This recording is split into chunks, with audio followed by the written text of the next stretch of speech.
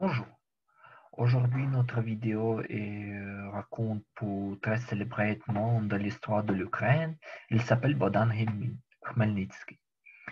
Ce personnage est très incontournable dans l'histoire de l'Ukraine pendant le XVIIe siècle et son image a été plus idéale dans beaucoup de critiques, beaucoup de chefs d'État, beaucoup d'écrivains qui fondaient l'image très forte, très excellente.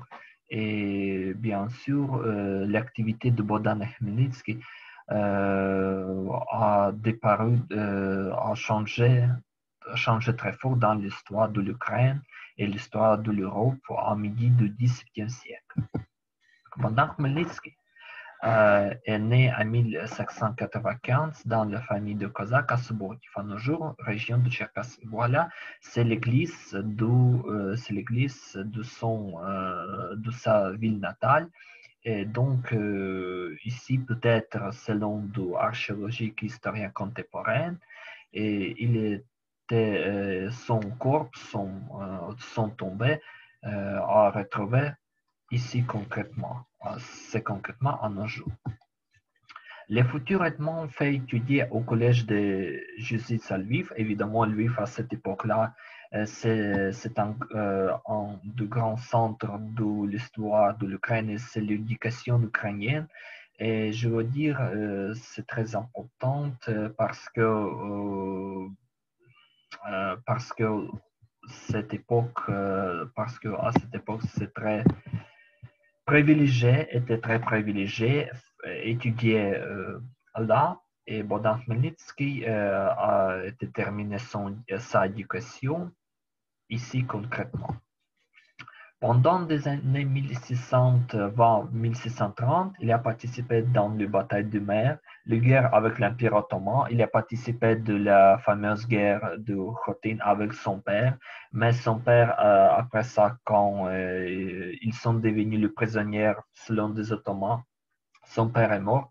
Mais Khmelnytsky a été escapé dans son pays. Mais après ça, Bohdan est servi selon le Cosaque registre.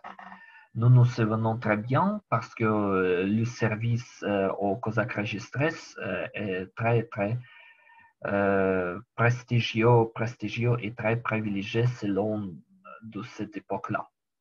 Mais pendant ces décennies, vraiment la vie de Khmelnytsky n'a pas connu très fort parce que beaucoup d'événements de sa vie sont créés par les hommes et les femmes littéraires.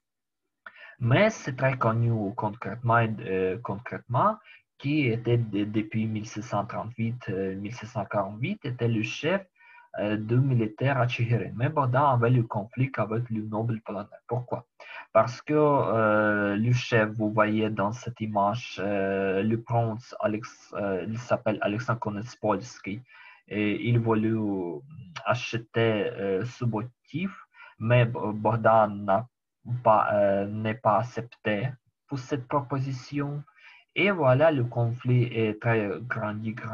Il s'est terminé très tragique parce que sa deuxième femme, il s'appelle Anna Samko et son troisième petit-fils, troisième fils, sont morts tragiques, sont morts tués par les armées polonaises et surtout Alexandre Konecki. Khmelnytsky, comme la conséquence, décidé commencer les activités contre les Polonais. Mais dans cette époque-là, Khmelnytsky a compris très bien pourquoi le droit du Cosaque, surtout du Cosaque registré, sont très mesurés. Il faut commencer la lutte contre pour la agrandie des droits du Cosaque pas registré et le Cosaque qui habite dans le Sich. Et comme la conséquence, à partir de janvier 1648, il est arrivé à Sich, qui est contrôlé par les armées polonaises. Et Letman, avec son petit armée, ils sont gagnés contre Polonais et comme la conséquence, il est proclamé l'état par les Cosaques et la révolte est réveillée. Et pendant le premier du mois, surtout en février-mars 1648, il signait le traité avec le Khanat de Crimée. Mais ces alliances très très rares parce que le Khanat de Crimée créait beaucoup de possibilités de son côté pour faire riche du côté de l'Empire ottoman, du côté du Cosaque et troisième côté du Polonais. Et d'ailleurs, l'alliance avec le Tartare est très très difficile. Les premières batailles contre la Pologne sont très réussies pour Khmelnytsky pendant 1648 parce que c'est la lutte du peuple ukrainien qui a voulu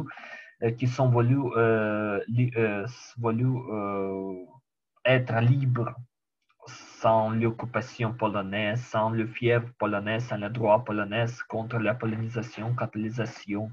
Et la première bataille près Jovtevody qui passait en mai est terminée la victoire par des Cosaques. La deuxième bataille sous Korsun en mai aussi passée et il a terminé la victoire des Cosaques aussi. La bataille près Pilavtsi en septembre 1648, après ça, Khmelnytsky a commencé la campagne pour occupation de Lviv, mais cette campagne sont terminée pas très réussie parce que la possibilité de les armées militaires n'est pas très forte comme par exemple le prétend l'été de cette année. Et après ça, Khmelnytsky décidait revient à Kiev comme le centre d'orthodoxe, de culturel dans l'Ukraine. Enfin, 1648, Khmelnytsky entre à Kiev comme l'héros de son peuple. Et vous voyez dans cette image, le grec orthodoxe raconte avec l'étonnant comme le Moïse, comme le miracle de son peuple. Mais en 1649, il a signé le traité de Zborov, c'est la première signée dans la guerre, dans la révolution en Ukraine, la révolution cosaque avec la Pologne. Et la conséquence, le nouvel État est fondé. Vous voyez dans la carte, cet pays dans les images vertes, dans le vert, c'est l'État des armées Zaporog. Et la capitale de cet État était la ville Chiherin, s'appelle Chiherin. Et il concluait quelqu'un composition militaire, c'est composition Kiev, Chernihiv, Bratslav. Et aussi le Sich, de Zaporizhzhia. Le chef est allemand, comme le Zaporizhzhia de Sich. Le système de gouvernement, ça s'appelle représente par les élites de Cosaques. Et vous voyez, c'est la grande principauté quand le pouvoir de ce pays a été divisé les trois divisions. Les divisions législatives représentent le Conseil général, le pouvoir exécutif représente parlement et législatif judiciaire représente le cours général et militaire. Mais pour le développement normal politiquement, il faut réserver de son pays et ses armées.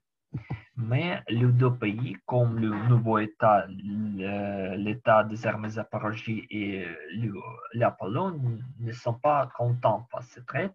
Et en 1650, les activités militaires se recommencent. Par exemple, la première bataille qui terminait très tragique pour les Cosaques, mais du côté de Polonais, c'est terminé la victoire. Cette bataille près Berestečke. C'est la bataille de Berestečke en 1650. Et après ça, un an plus tard, en 1651, il a signé le traité de Bila-Tserkva qui mesurait les droits du nouvel État. Par exemple, la possibilité d'indépendance du nouvel État qui mesurait aussi une composition du chef de l'armée militaire, surtout près de Kiev. Des autres régions sont restées dépendantes dans le pouvoir polonais. Mais Khmelnytsky ne sont pas arrêtés et pendant 1652 et 1653, Khmelnytsky avait le contact avec la Moldavie, la principauté de Moldavie et participait à la bataille près Batory. Et dans cette bataille, les Cosaques ont été gagnés et beaucoup de Polonais, de militaires polonais, ont été exécutés par la présence de beaucoup de militaires cosaques. Mais Khmelnytsky cherchait de toute façon à la nouvelle alliance. En 1653, la plus possible union devenue avec la Moscovie. Mais cette union, Khmelnytsky cherche avant les premières années de son règne, mais ce n'est pas possibilité de la 5e année de son mandat. Et comme conséquence, le 8 janvier 1654, le traité de Brest-Litovsk est passé, concluait l'union militaire, pas la réunion de deux frères, qui est très popularisée dans l'histoire soviétique et l'histoire de Russie contemporaine. Premièrement, et c'est très important, c'était l'union militaire entre Ukraine et Moscovie. Pas réunion de deux frères, qu'on parlait selon des historiens soviétiques et historiens de Russie. Oui. Et en mars, il signait les articles de mars, Brezhnev statien ukrainien. Mais pour l'Ukraine, c'est le début des fins. Pourquoi? Parce que la Moscovie a grandi ses forces, ses possibilités, ses pouvoirs dans le territoire de l'Ukraine et qui terminait très tragique à la fin du XVIIIe siècle, quand l'état des armées Zaporok et le siège de Zaporizhia sont supprimés.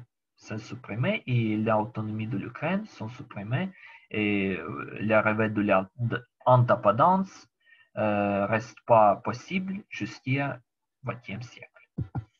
Après ça, Khmelnytsky commençait la nouvelle guerre contre la Pologne en 1654 avec la Moscovie. Et c'est une grande bataille, c'est une grande victoire qui passait en 1655. C'est passé près d'Orma. Mais après ça, Khmelnytsky est déçu par les Moscovite parce que les Moscovites sont cherchés le contact avec les Polonais. Et comme la conséquence, Khmelnytsky, comme le politique très expérience, pendant 1656, début 1657, il cherche une nouvelle alliance avec la Suède, Venise et des autres pays. Vous voyez les images de alors le roi suédois Charles X qui cherchait le nouvel contact avec le lieutenant Khmelnytsky. Et comme la conséquence, comme la promesse, c'est l'idée militaire du côté de ces pays européens pour la lutte contre la Pologne et après ça, la lutte contre Moscovie. Au début de 1657, l'armée ukrainienne s'est mise avec l'alliance du principauté Sémihorod, qui était chef le prince Georges de Rákóczi, entré en Pologne. Et voilà, c'est pas possible, la Pologne attend sans fin, mais l'agent de Moscovie, qui avait l'alliance avec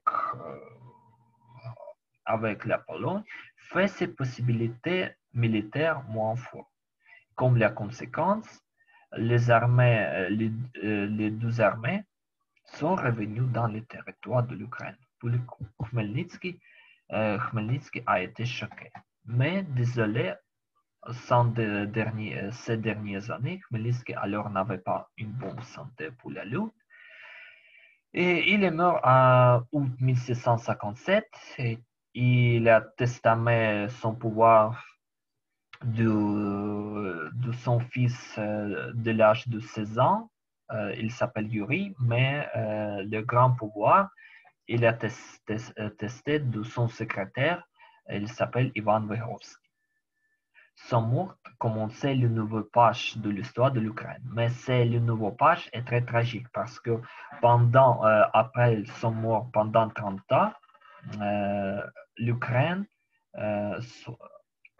avait épreuve et très tragique entre deux pays, la Pologne et la Moscovie.